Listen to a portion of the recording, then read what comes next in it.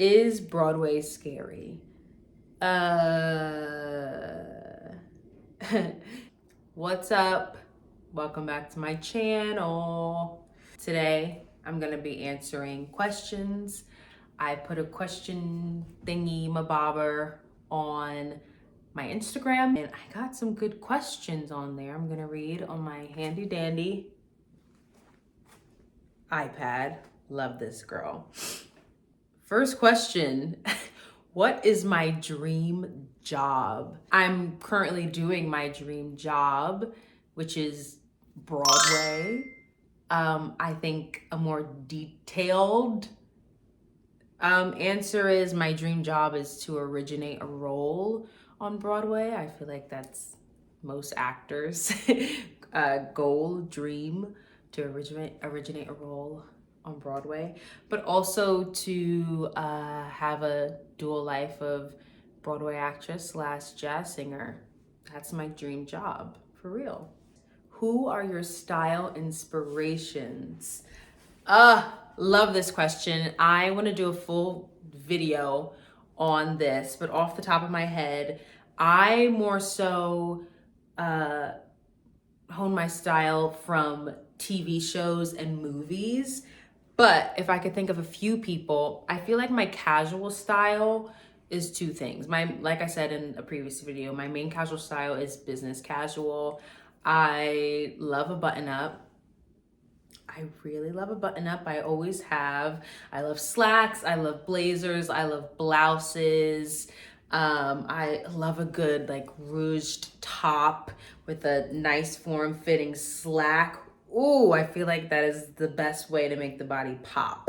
But I feel like I got that style from my mom growing up, because she went to law school while I was a kid, and she always dressed for the occasion. She was always in slacks and like a pencil skirt or a skirt suit or a blazer. You know, she was always dressed really well for class.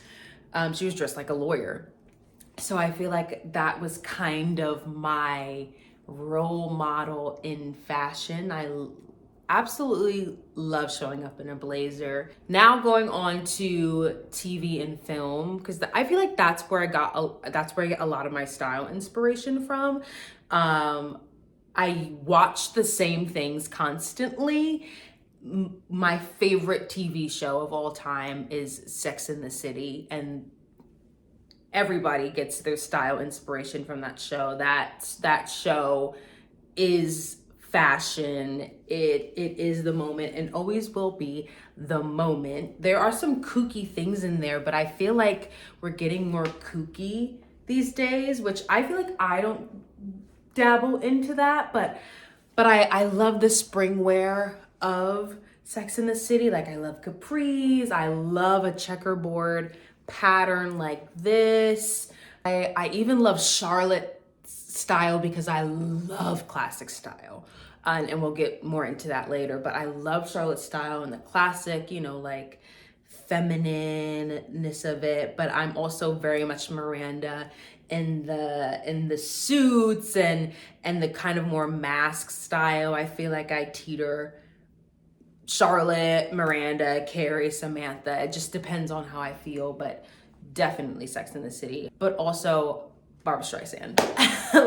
Barbra Streisand inspires my whole life and most of my life decisions, but specifically her style and specifically her 60s style. Fur and the fur hats, that is when I feel the most beautiful. Someone asked, what is your favorite shape of pasta? Penne, because I'm boring. Yeah. I feel like I can get more in that bite with penne. Anyways, favorite stage door interaction. I've had a few favorite stage door interactions. I haven't stage doored a lot. I don't stage door as much as a lot of other people do. I didn't stage door a lot in How to Dance in Ohio because I was a swing, so I only staged door when I was on and for the last performance, for those diehard fans who are the sweetest. And with Harry Potter, I'm making it a goal to stage door more, but I just try and get home because the show ends so much later than other shows, and I want to be safe and get home at an earlier time. But I have stage door Harry Potter, and some of my favorite times.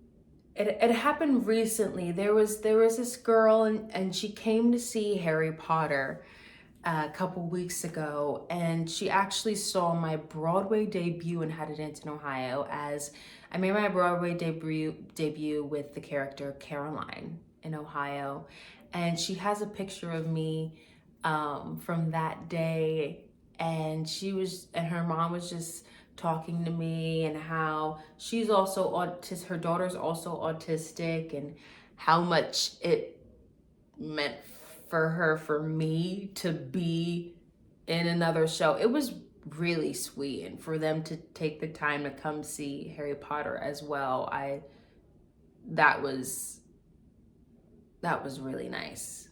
It was really nice and heartwarming. My mom asked, what's my favorite book and why? Good question, Mom. Now, I'm not that much of a reader. I do get in moments of where I like to read, but I'm very specific on the kind of books that I want to read. But my favorite book of all time is Kindred by Octavia Butler. That book is crazy. That book is crazy. It's crazy. If you know it, you know why. I read it for the first time when I was in African American literature, Black literature.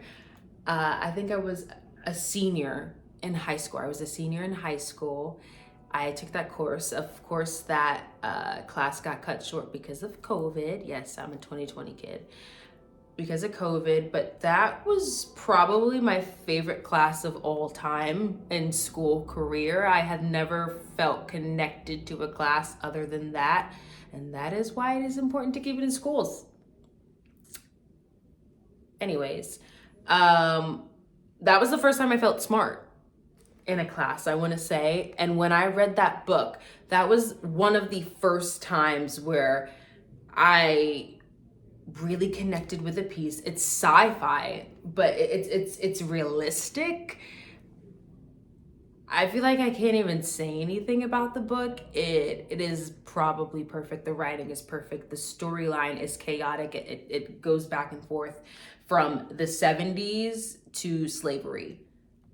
And it's this Black woman going back to her ancestors' plantation. Phenomenal writing. Another book that I recently read that I've spoken about on this channel that has turned into one of my favorite books of all time is Jazz by Toni Morrison. This book literally altered the way I saw life, and that's how I like to experience things. That's why TV shows and movies inspire my style, because when I watch something, I become hyper obsessed, and I became hyper obsessed with this book and this world. It takes place in Harlem. It is about ordinary people, ordinary Black people in Harlem. It is a phenomenal story, phenomenal writing. Toni Morrison is one of the greatest writers ever. The way that she just writes for a visual person, because I'm a visual learner, but Toni Morrison writes in the way where she describes visually what is happening. I feel like that's most of the scenes in the book. It is visually what is going on. Like there's one scene where she describes just a checkered picnic tablecloth, and I saw it. I saw what was on the table. Jazz is one of the best books ever, dare I say. I haven't read much, but I know it's one of the best books, okay? Yeah, and it just touches on so many themes of colorism and trauma, but also finding happiness, and it has so much symbolism. And it's about this couple, this middle-aged couple. The husband is having an affair with an 18-year-old who he loves, who knows. But the book starts out, spoiler alert, but it's been out for years. The book starts out with he killed his lover. And then at the funeral, the wife comes to the funeral and stabs her. That's the first page. That's the first page. So if that doesn't grab you, I don't know what does. What I love, what's very similar about Kindred and Jazz is they tell you the plot on the first page. They tell you what happened on the first page, and the rest of the book is why. It is how. It is the past. It is flashbacks. It's unfolding. Both the books are like therapy sessions. I think that's why I like it. Yeah, that's why I like it. If you could live anywhere other than New York City, where would you go? And I can't say Paris or London. Well, that's hard because I would literally live in London in a heartbeat. Paris, that would be more difficult because I don't know French. And I don't know if they want me there. But first answer is Chicago. One thing is I cannot live anywhere that is not like New York City. I can't. New York City is the best city in my opinion, and I know how to function in it well, and I would move somewhere where I know how to function in it. Chicago, it has a great theater scene. It has a great jazz scene. That's where my grandpa is from, so I feel like I have a connection towards it. Chicago, hands down, even though it's colder than New York, so I'd have to deal with that, but definitely Chicago. Is Broadway scary? No.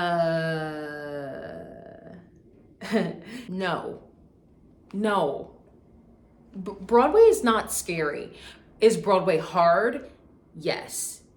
It is not hard in the sense of, brain surgery is harder, rocket science is harder. Obviously those things are harder, and I get to play pretend every night. That is not hard. That part is not hard. But is Broadway scary? No. Broadway is not, at least for me, Broadway is not scary. When you think about it, it is just a bunch of people who want to play pretend in a room every night.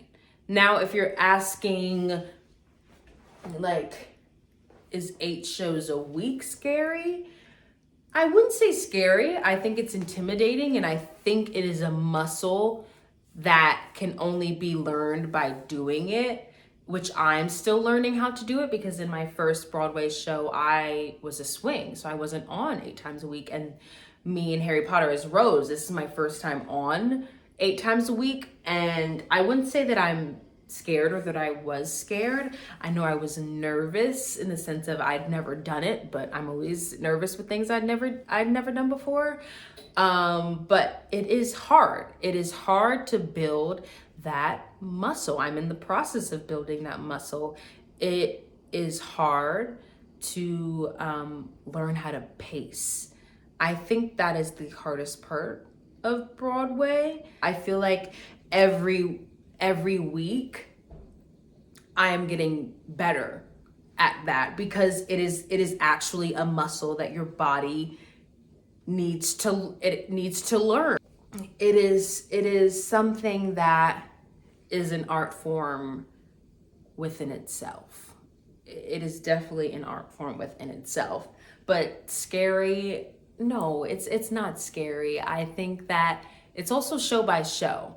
That's the thing with Broadway. I feel like people, see Broadway as like an entity, and it is, but at the same time, I'm going to work to the same people, and you get to know these people very well, because I see these people more than I see my family. So there's nothing really scary about seeing people that you see every day. So no, that part is not scary. Now, of course, when you go to like fancier events and there's more people that you don't know and you're like, oh, this is an important person, that in terms of, yes, that is scary, because that's nerve-wracking because you don't know who's there. But I think the more I'm in the business, I kind of have the mindset of, okay, we're all just here to play pretend in a professional setting, and keep this art form alive. And no, that is not scary. I hope I answer that good. Okay. Favorite places in the city. There wasn't any specificity with that, but I'll just do like little thing. I don't know, places. Okay. I love Lucille's Harlem. That is a pizza place that also has jazz weekly. I've also gigged over there a few times. Love Lucille's. It's in Harlem. Love Harlem. I love Two Boots Pizza on the Upper West Side. Grand Bazaar, I want to know, to get my shopping in. What else are some of my favorite places? Oh, Zucker's, my favorite bagel spot. Yeah, lots of places. Maybe I can do a video of stuff like that. Anyways. Oh my God, my friend Natalie asked a hard question. Where do I see myself in 5, 10, 20 years? Jesus, Natalie. Okay.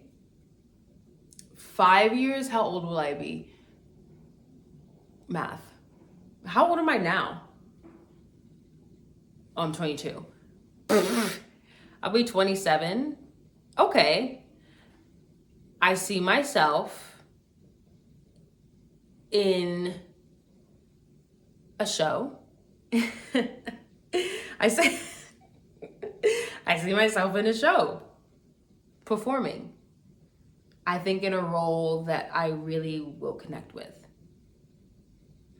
I hope that I am living in a place that I own. I see myself starting to own a business, and maybe I have like my 3rd album coming out. Who knows by then? 10 years? God, how old will I be? 32. Originating a role on Broadway, 32. 20 years, oh, that'd be 42. I don't know. My mom says her 40s were some of the best times of her life. So I hope I'm living my best life. I expect my 40s to be my best time in life. My favorite Shakespeare play, Lord help me. I don't really know Shakespeare that much. Bad, right? I want to say Hamlet because I worked at the Public, Shakespeare in the Park, front of house, when they were doing Hamlet. So it's special to me. And I really love the character Ophelia. I love her monologue. Hamlet. Boring answer. Is there a gender bent role you would like to play? I've actually never thought of this. No. Oh my God, one of my friends from high school and middle school literally commented, what would Miss Darbus say to Sharpay, in parentheses, other than step your cookies up, you not that girl for real? Perfect question. We did High School Musical in middle school. I played Miss Darbus. Doesn't that tell you my typecast in educational theater? From that point on, it was always mother. I know where I've been. Anyways, what would Miss Darbus say to Sharpay right now? You need to quit theater. Next. Do you have any hobbies we don't know about? No, not really. I'm bad at hobbies. I'm really bad at hobbies. I give up. I'm not a crafty person. You know the hobbies. YouTube and thrifting. Those have stuck. Sometimes I do like making charm Italian bracelets. Those are fun to make. Yeah, pretty much that's it. Is there drama behind the scenes in musical theater? Yes or no answer will suffice.